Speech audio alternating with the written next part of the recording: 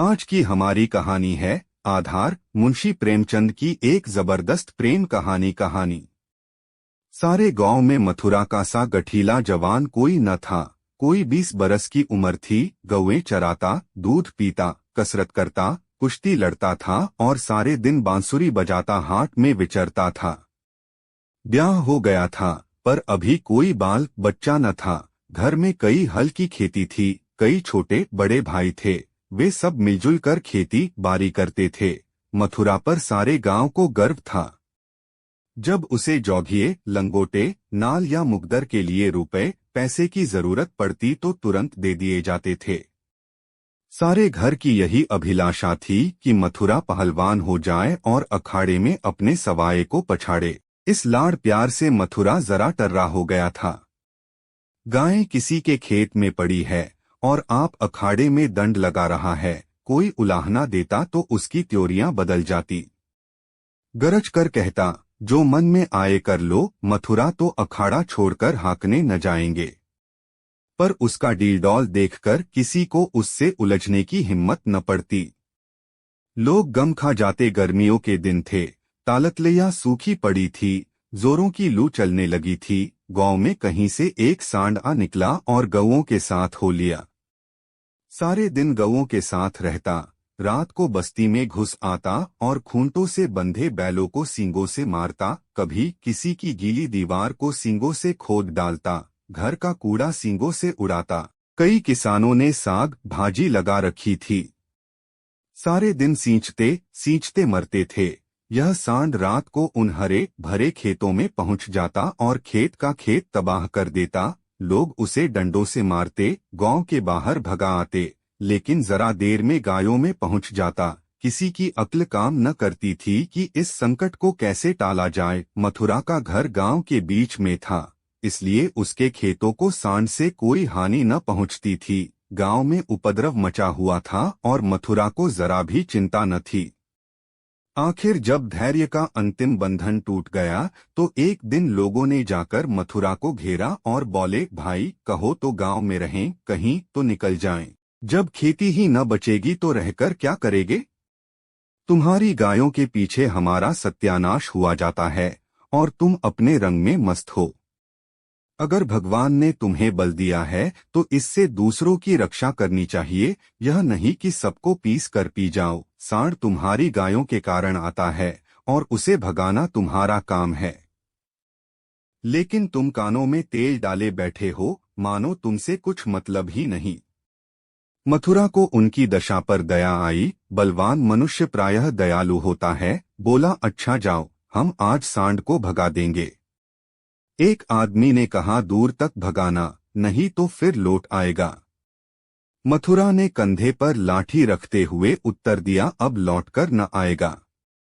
चिलचिलाती दोपहरी थी। मथुरा सांड को भगाए लिए जाता था। दोनों पसीने से तर थे। सांड बार बार गांव की ओर घूमने की चेष्टा करता, लेकिन मथुरा उसका इरादा ताड़कर दूर ही से उसकी राह छेंक लेता। सांड क्रोध से उन्मत्त होकर कभी कभी पीछे मुड़कर मथुरा पर तोड़ करना चाहता, लेकिन उस समय मथुरा सामाना बचाकर बगल से ताबड़तोड़ इतनी लाठियां जमाता कि सांड को फिर भागना पड़ता। कभी दोनों अरहर के खेतों में दौड़ते, कभी झाड़ियों में। अरहर की खूंटियों से मथुरा के पांव लहूलुहान हो रहे थे। झाड़ियों में धोती फट गई थी, पर उसे इस समय सांड का पीछा करने के सिवा और कोई सुध न थी। गांव पर गांव आते थे और निकल जाते थे। मथुरा ने निश्चय कर लिया कि इसे नदी पार भगाए बिना दम न लूंगा। उसका कंठ सूख गया था और आंखें लाल हो गई थी। रोम रोम से चिंगारियां सी निकल रही थी। दम उखड़ गया था, लेकिन वह एक क्षण के लिए भी दम न लेता था। 2-2.5 घंटों के बाद जाकर नदी आई। यही हार जीत का फैसला होने वाला था। यही से दोनों खिलाड़ियों को अपने दाव पेंच के जौहर दिखाने थे। सांड सोचता था, अगर नदी में उतर गया तो यह मार ही डालेगा। एक बार जान लड़ाकर लौटने की कोशिश करनी चाहिए। मथुरा सोचता था, अगर वह लौट पड़ा तो इतनी मेहनत व्यर्थ हो जाएगी और गांव के लोग मेरी हंसी उड़ाएंगे। दोनों अपने अपने घात में थे। सांड ने बहुत चाहा कि तेज दौड़कर आगे निकल जाऊं और वहां से पीछे को फिरूं, पर मथुरा ने उसे मुड़ने का मौका न दिया। उसकी जान इस वक्त सुई की नोक पर थी, एक हाथ भी चुका और प्राण भी गए। जरा पैर फिसला और फिर उठना नसीब न होगा। आखिर मनुष्य ने पशु पर विजय पाई और सांड को नदी में घुसने के सिवाय और कोई उपाय न सूझा। मथुरा भी उसके पीछे नदी में बैठ गया और इतने डंडे लगाए कि उसकी लाठी टूट गई। अब मथुरा को जोरों से प्यास लगी। उसने नदी में मुंह लगा दिया और इस तरह हौंक हौंक कर पीने लगा मानो सारी नदी पी जाएगा। उसे अपने जीवन में कभी पानी इतना अच्छा न लगा था और न कभी उसने इतना पानी पिया था। मालूम नहीं 5 सेर पी गया या 10 सेर, लेकिन पानी गर्म था। प्यास न बुझी। जरा देर में फिर नदी में मुंह लगा दिया और इतना पानी पिया कि पेट में सांस लेने की जगह भी न रही। तब गीली धोती कंधे पर डालकर घर की ओर चल दिया। लेकिन 10 की 5 पग चला होगा कि पेट में मीठा मीठा दर्द होने लगा। उसने सोचा, दौड़कर पानी पीने से ऐसा दर्द अक्सर हो जाता है, जरा देर में दूर हो जाएगा। लेकिन दर्द बढ़ने लगा और मथुरा का आगे जाना कठिन हो गया। वह एक पेड़ के नीचे बैठ गया और दर्द से बेचैन होकर जमीन पर लौटने लगा। कभी पेट को दबाता, कभी खड़ा हो जाता, कभी बैठ जाता, पर दर्द बढ़ता ही जाता था। अंत में उसने जोर जोर से कराहना और रोना शुरू किया, पर वहां कौन बैठा था जो उसकी खबर लेता। दूर तक कोई गांव नहीं, न आदमी न आदमजा। बेचारा दोपहरी के सन्नाटे में तड़पट कर मर गया। हम कड़े से कड़ा घाव सह सकते हैं, लेकिन जरा सा भी व्यतिक्रम नहीं सह सकते। वही देव का सा जवान जो कोसों तक सांड को भगाता चला आया था, तत्वों के विरोध का एक वार भी न सह सका। कौन जानता था कि यह दौड़ उसके लिए मौत की दौड़ होगी? कौन जानता था कि मौत ही सांड का रूप धरकर उसे यूं नचा रही है? कौन जानता था कि जल जिसके बिना उसके प्राण ओठों पर आ रहे थे, उसके लिए विष का काम करेगा? संध्या समय उसके घर वाले उसे ढूंढते हुए आए। देखा तो वह अनंत विश्राम में मग्न था। 1 महीना गुजर गया। गांव वाले अपने काम धंधे में लगे। घर वालों ने रो धो कर सब्र किया, पर अभागिनी विधवा के आंसू कैसे पूंछते। वह हरदम रोती रहती, आंखें चाहे बंद भी हो जाती, पर हृदय नित्य रोता रहता था। इस घर में अब कैसे निर्वाह होगा? किस आधार पर जीऊंगी? अपने लिए जीना या तो महात्माओं को आता है या लंपटों ही को। अनूपा को यह कला क्या मालूम? उसके लिए तो जीवन का एक आधार चाहिए था, जिसे वह अपना सर्वस्व समझे, जिसके लिए वह लिए, जिस पर वह घमंड करे। घर वालों को यह गवारा न था कि वह कोई दूसरा घर करे, इसमें बदनामी थी। इसके सिवाय ऐसी सुशील, घर के कामों में कुशल, लेन देन के मामलों में इतनी चतुर और रंग रूप की ऐसी सराहनीय स्त्री का किसी दूसरे के घर पर जाना ही उन्हें असह्य था। उधर अनूपा के मैके वाले एक जगह बातचीत पक्की कर रहे थे। जब सब बातें तय हो गई तो एक दिन अनूपा का भाई उसे विदा कराने आ पहुंचा। अब तो घर में खलबली मची। इधर कहा गया, हम विदा न करेंगे। भाई ने कहा, हम बिना विदा कराए मानेंगे नहीं। गांव के आदमी जमा हो गए, पंचायत होने लगी। यह निश्चय हुआ कि अनूपा पर छोड़ दिया जाए, जी चाहे रहे। यहाँ वालों को विश्वास था कि अनूपा इतनी जल्द दूसरा घर करने को राजी न होगी। 2-4 बार ऐसा कह भी चुकी थी। लेकिन उस वक्त जो पूछा गया तो वह जाने को तैयार थी। आखिर उसकी विदाई का सामान होने लगा। डोली आ गई। गांव भर की स्त्रियां उसे देखने आईं। अनूपा उठकर अपनी सास के पैरों में गिर पड़ी और हाथ जोड़कर बोली, अम्मा, कहाँ सुना, माफ करना। जी में तो था कि इसी घर में पड़ी रहूं, पर भगवान को मंजूर नहीं है। यह कहते कहते उसकी जबान बंद हो गई। सास करुणा से विह्वल हो उठी, बोली, बेटी, जहाँ जाओ वहाँ सुखी रहो। हमारे भाग्य ही फूट गए, नहीं तो क्यों तुम्हें इस घर से जाना पड़ता। भगवान का दिया और सब कुछ है, पर उन्होंने जो नहीं दिया उसमें अपना क्या बस।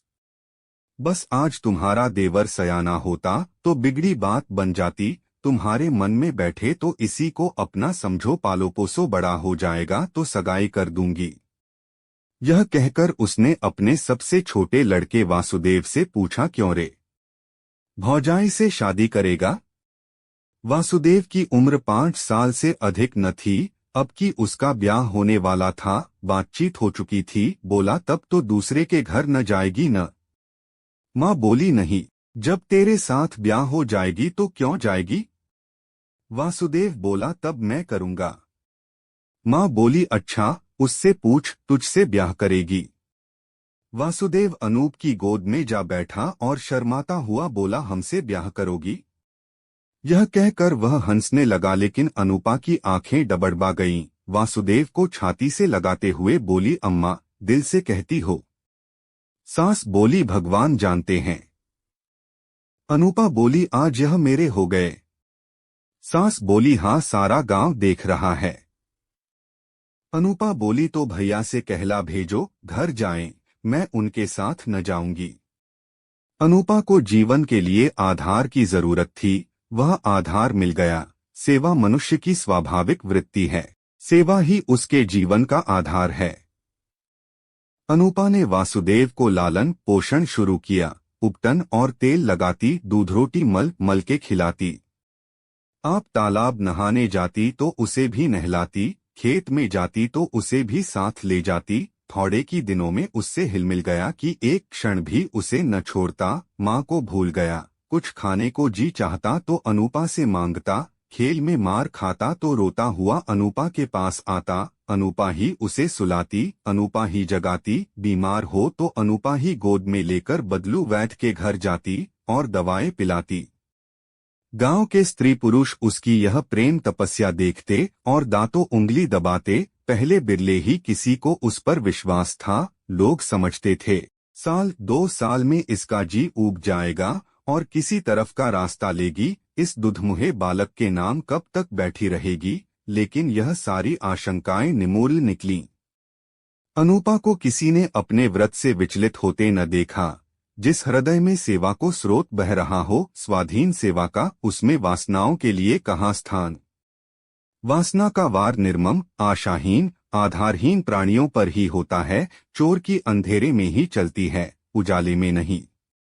वासुदेव को भी कसरत का शौक था। उसकी शक्ल सूरत मथुरा से मिलती जुलती थी, डीडौल भी वैसा ही था। उसने फिर अखाड़ा जगाया और उसकी बांसुरी की तानें फिर खेतों में गूंजने लगीं।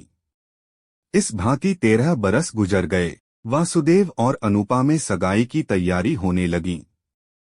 लेकिन अब अनूपा वह अनूपा न थी जिसने 14 वर्ष पहले वासुदेव को पति भाव से देखा था। अब उस भाव का स्थान मातृभाव ने लिया था। इधर कुछ दिनों से वह एक गहरे सोच में डूबी रहती थी। सगाई के दिन जो जो निकट आते थे, उसका दिल बैठा जाता था। अपने जीवन में इतने बड़े परिवर्तन की कल्पना ही से उसका कलेजा दहक उठता था। जिसे बालक की भौती पाला पोसा, उसे पति बनाते हुए लज्जा से उसका मुख लाल हो जाता था। द्वार पर नगाड़ा बज रहा था, बिरादरी के लोग जमा थे, घर में गाना हो रहा था। आज सगाई की तिथि थी। सहसा अनूपा ने जाकर सास से कहा, अम्मा, मैं तो लाज के मारे मरी जा रही हूँ। सास ने भौचक्की होकर पूछा, क्यों बेटी, क्या है? अनूपा ने कहा, मैं सगाई न करूंगी। सास बोली, कैसी बात करती है बेटी? सारी तैयारी हो गई, लोग सुनेंगे तो क्या कहेंगे? अनूपा ने कहा, जो चाहे कहें, जिनके नाम पर 14 वर्ष बैठी रही उसी के नाम पर अब भी बैठी रहूंगी। मैंने समझा था मर्द के बिना औरत से रहा न जाता होगा। मेरी तो भगवान ने इज्जत आबरू निभाह दी। जब नई उम्र के दिन कट गए तो अब कौन चिंता है। वासुदेव की सगाई कोई लड़की खोजकर कर दो, जैसे अब तक उसे पाला उसी तरह अब उसके बाल बच्चों को पालूंगी। उम्मीद करते हैं आपको यह वीडियो अच्छी लगी होगी। धन्यवाद आपका। वीडियो पसंद आई हो तो लाइक और शेयर कर दीजिएगा।